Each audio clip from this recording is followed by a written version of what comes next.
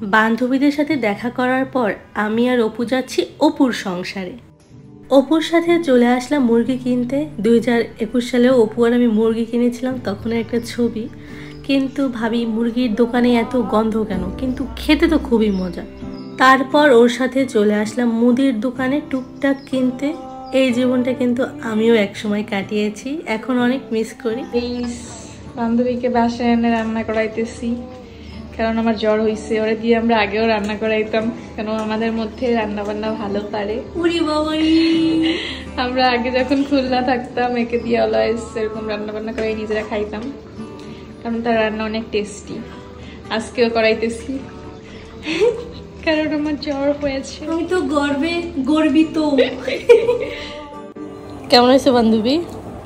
মজা, তোর রান্না তো সবসময় মজা।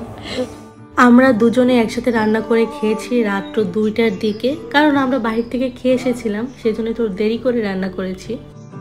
অনেক দিন পর আবার আমরা একসাথে হলাম। এখানে প্রমি নেই, সে আমাদের সাথে ভিডিও কলে লাইনে ছিল। সারা রাত ভরে আড্ডা দিয়েছি এবং সাথে নিয়েছি দুধ চা। ওদের সাথে থাকলে আমার মনটা এমনিতেও ভালো হয়ে যায়। আর এই জীবনটা কিন্তু অনেক সুন্দর, একবার চলে গেলে আর ফেরত আসে না। এই যে আমরা রাতে 2টা মিলে ফানি ফানি ভিডিও করেছিলাম।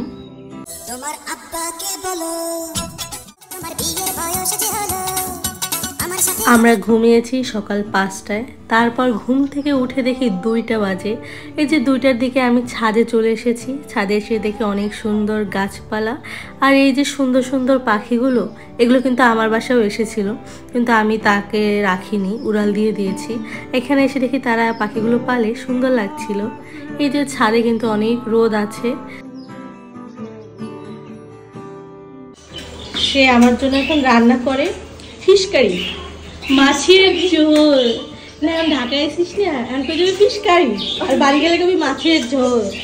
সে রূপচর্চা করে আর আমার জন্য রান্না করতেছে। আগে চিকেন কারি। তোমার এত গুণ দেখে আমরা, তুই যে রাইন্ডে খাওয়া এই কপাল, তুই যে রাঁধতে পারো। আমি সবই পারি। আর কদিন পর আরো পারবি। স্নান করে দুজনে ভাত খেতে বসেছি। এখানে আন্টি বাসি থেকে চিংড়ি মাছের পিঠা বানিয়েছিল, যেটা আমার অনেক পছন্দের। আর এখানে উপু রান্না করেছিল দুন্দুল ভাজি আর সাথে আলু দিয়ে রুই মাছের ঝোল। খাওয়া দাওয়ার পরে আমি আরও ভাবি ভাত ঘুমের দরকার নেই, অনেক ঘুমিয়েছি। এই যে সন্ধ্যার আগে আগে ছাদে আসলাম।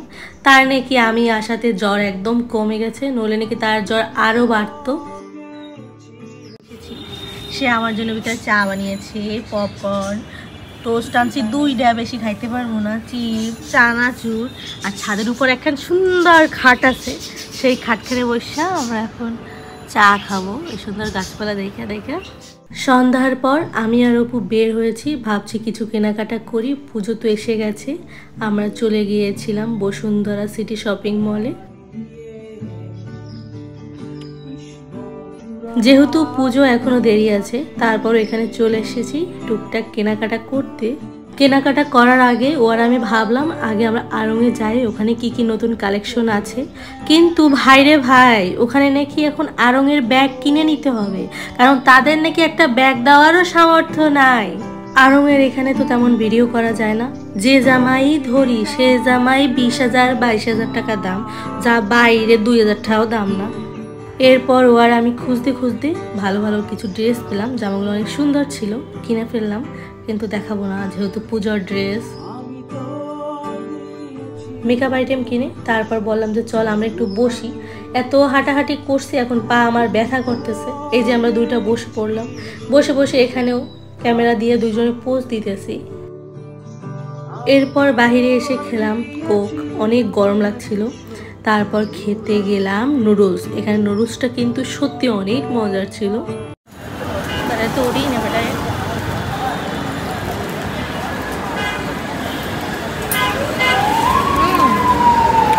কেমন আপু? সত্যি মজা। সত্যি না মিথ্যা? না, অরিজিনালি মজা। না, এই জায়গাটা মজা, আমিও মাঝে মাঝে খাই, আসলে মজা।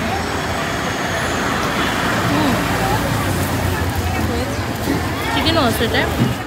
এরপর আমরা দুজনে এই গরমে খেলাম দুধ চা, আর ও নিল রং চা।